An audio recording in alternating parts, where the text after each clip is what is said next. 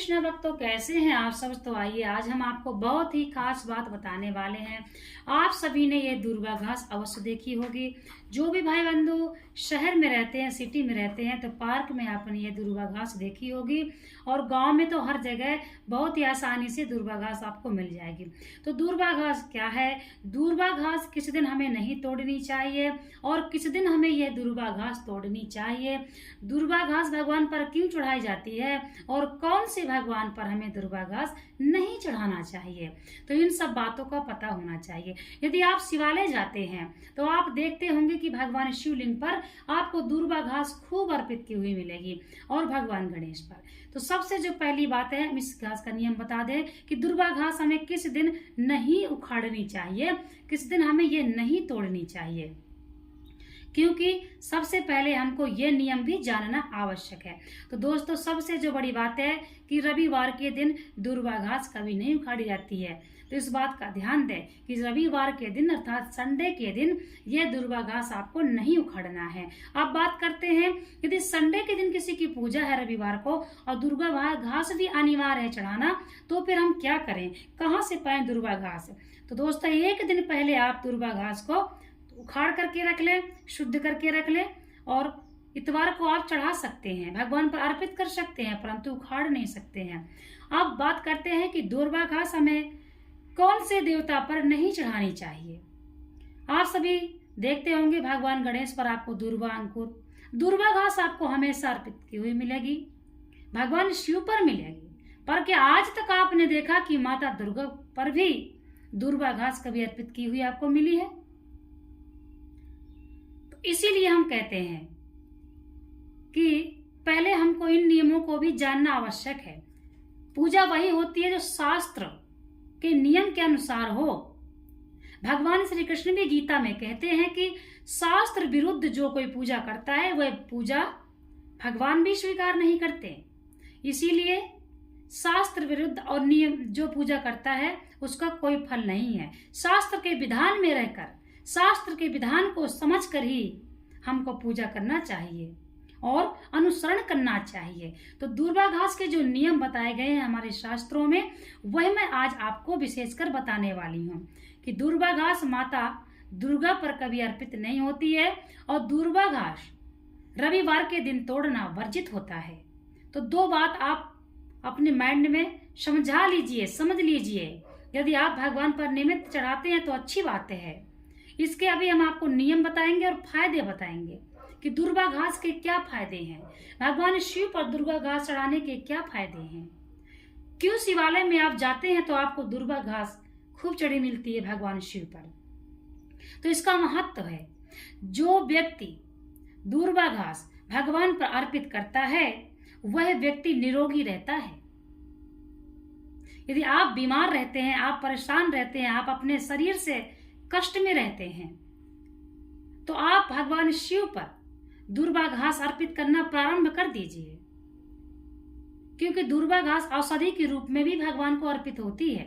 तो दुर्वा घास भगवान शिव को अर्पित करें। और दूसरी जो फायदे की बात है, जो हमको लाभ होता है, वह है वित्तीय स्थिरता। दोस्तों, जिसके घर में धन ना रुकता हो, पैसा आता हो और खर्च हो जाता हो, वह भगवान शिव पर और भगवान गणेश पर तो पहले अर्पित होएगा ही, तभी तो भगवान शिव पर अर्पित होएगा। क्योंकि भगवान शिव शंभु गणेश जी को ही वरदान दिए। भगवान शिव शंभु ने ही दिया कि सबसे पहले आपकी पूजा होगी। तो आप कोई सी पूजा करने से पहले भगवान गणेश की अवश्य करें। तो भगवान गणेश की पूजा दुर्वा घास जब आप चढ़ाते हैं तो पहले ये भगवान श्री गणेश का स्थान है और बीच में अशोक सुंदरी, इधर कार्तिकेय भगवान, यह माता पार्वती का हस्त कमल है। तो सबसे पहले आपको क्या करना है कि दुर्वा घास भगवान गणेश को चढ़ाना है। तो आप चाहें तो दुर्वा घास का जो अंकुर है वह भगवान गणेश पर अर्पित कर सकते हैं। दुर्वा अंकुर भगवान गणेश पर अर्पित होता है। ठीक है, इस प्रकार से पहले आप ध्यान दें कि आप दुर्वा घास जो है भगवान गणेश पर पहले अर्पित करें, बाद में भगवान शिव पर अर्पित करें। अब इसके पश्चात दुर्वा घास जो व्यक्ति भगवान पर चढ़ाता है उसकी दीर्घायु होती है। जिसकी कम आयु है, जिसको जैसे मान लीजिए किसी ज्योतिष ने आपको बताया है कि आपका इतनी उम्र से आप बीमार होंगे, आप मतलब कि अल्पायु है, ये कुछ ऐसा कुछ बताते हैं, तो आप भगवान शिव पर दूर्वा घास अर्पित करना प्रारंभ कर दें। घबराने की कोई बात नहीं है। शास्त्रों में सभी प्रकार का नियम है, सब प्रकार का विधान है, उपाय भी है। तो आप भगवान शिव पर दूर्वा घास अर्पित करना प्रारंभ कर दें। भगवान शिव आपको लंबी आयु देंगे, इसलिए भगवान शिव पर भरोसा करके दूर्वा घास भगवान शिव पर अर्पित करें।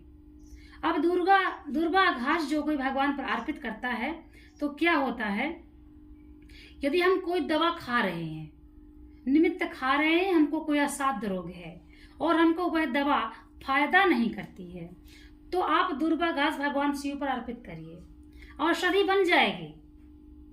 इसीलिए दूर्वा घास भगवान पर अर्पित करने के बहुत लाभ हैं, हानि नहीं है, लाभ ही लाभ है। हम जो कुछ भी भगवान पर अर्पित करते हैं उसके हमको लाभ ही लाभ है। तो दूर्वा घास को आज आपने समझ लिया कि यह क्यों अर्पित करना चाहिए, इसका अर्पित करने का क्या नियम है, क्या विधान है, क्या हमको दूर्वा घास अर्पित करने से क्या लाभ मिलता है। तो इसलिए आप दूर्वा घास अवश्य भगवान पर अर्पित करें, भगवान श्री गणेश पर और भगवान शिव पर। तो निमित्त आप अर्पित करें। यदि आपको यह आसानी से नहीं मिलती है तो आप सोमवार को व्यवस्था कर लें, हफ्ते में आप एक दिन तो कम से कम अर्पित करें। आपके बच्चों की आयु लंबी होगी, आपके बच्चे निरोगी होंगे, आप निरोगी होंगे, आपके घर में धन आएगा। और सबसे बड़ी जो बात है कि भगवान शिव पर दूर्वा घास अर्पित करने से घर में सकारात्मक ऊर्जा का प्रवेश हो जाता है। जब भी आप मंदिर जाते हैं, शिवालय जाते हैं, तो वहां से कभी खाली पात्र लेकर नहीं आया जाता। इसीलिए पात्र में भगवान जो जलहरी के नीचे जल गिरता है उसको एक पात्र में ले ले और घर में आकर के पूरे घर में छिड़क देना चाहिए।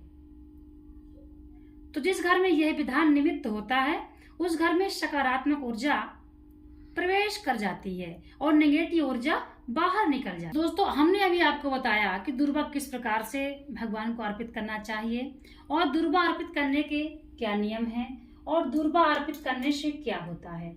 अब हम आपको बताएंगे कि दूर्वा अर्पित करते समय हमें कौन सा मंत्र बोलना चाहिए। शास्त्रों में लिखा है, कहा गया है कि दूर्वा अर्पित करके भगवान शिव की कृपा हम प्राप्त कर सकते हैं, भगवान शिव को हम प्रसन्न कर सकते हैं दूर्वा अर्पित करके। तो अब बात आती है कि दूर्वा अर्पित करने के समय हमें निमित्त कौन सा श्लोक बोलना चाहिए। निमित्त जब हम घर में पूजा करते हैं तो जिसके भी शिवलिंग है वह भी निमित्त दूर्वा अर्पित करता ही होगा, और यदि रोज नहीं मिल पाती है तो कभी कभी करता होगा।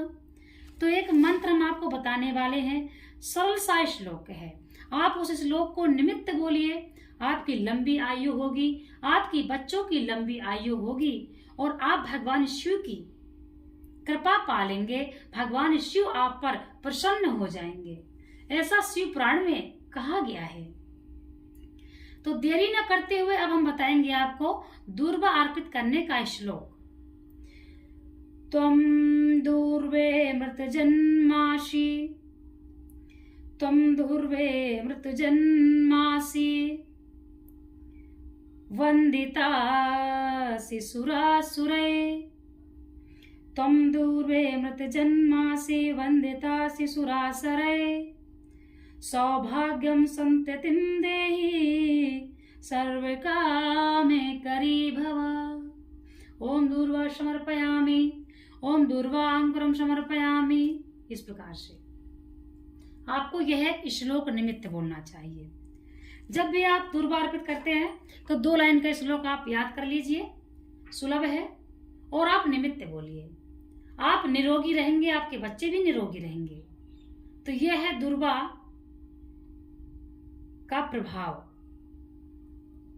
हम सभी देखते हैं भगवान शिव पर क्या अर्पित है। अब हमें उसका महत्व पता नहीं है, हमें उसका रहस्य पता नहीं है, तो मजा नहीं आता। यदि हमको रहस्य पता हो गया तो हम बहुत ज़्यादा एक्टिव हो जाते हैं कि हम भी ऐसा करेंगे। इसीलिए सबके बारे में जानना अनिवार्य है। तो हम विधिवत आपको बता दिए हैं कि दुर्वा अर्पित करने का क्या नियम है और भगवान शिव पर दुर्वा अर्पित क्यों करना चाहिए। तो यदि आप भी चाहते हैं कि आप निरोगी रहें, आपके बच्चे आपके लंबी आयु के हों, तो आप भगवान शिव पर निमित्त दुर्वा अर्पित करें, नियम बना लें। हम मनुष्य हैं, इसीलिए हम सब कुछ समझते हैं, तो जो हम जानते हैं वह हमको अवश्य करना चाहिए। भगवान हमसे कुछ नहीं लेते हैं, भगवान सिर्फ हमको देते हैं। तेरा तुझको अर्पण क्या लागे मेरा प्रभु, सब कुछ तो आपका है और मेरा क्या है जो मैं आपको अर्पित करूं। परंतु इसीलिए शास्त्रों में हमारे कहा गया है कि भगवान तो भक्त का भाव देखते हैं। तो भगवान को हमसे क्या चाहिए, हमारा भाव, और भगवान को कुछ हमसे नहीं चाहिए। मनुष्य तो अल्पज्ञ है, मनुष्य क्या कर सकता है। मनुष्य तो एक पशु पक्षी की भी सहायता नहीं करता, तो मनुष्य क्या भगवान की सहायता करेगा, क्या मनुष्य भगवान को देगा, क्योंकि मनुष्य तो अल्पज्ञ है। भगवान हमारी सहायता करते हैं और ईश्वर ही परिपूर्ण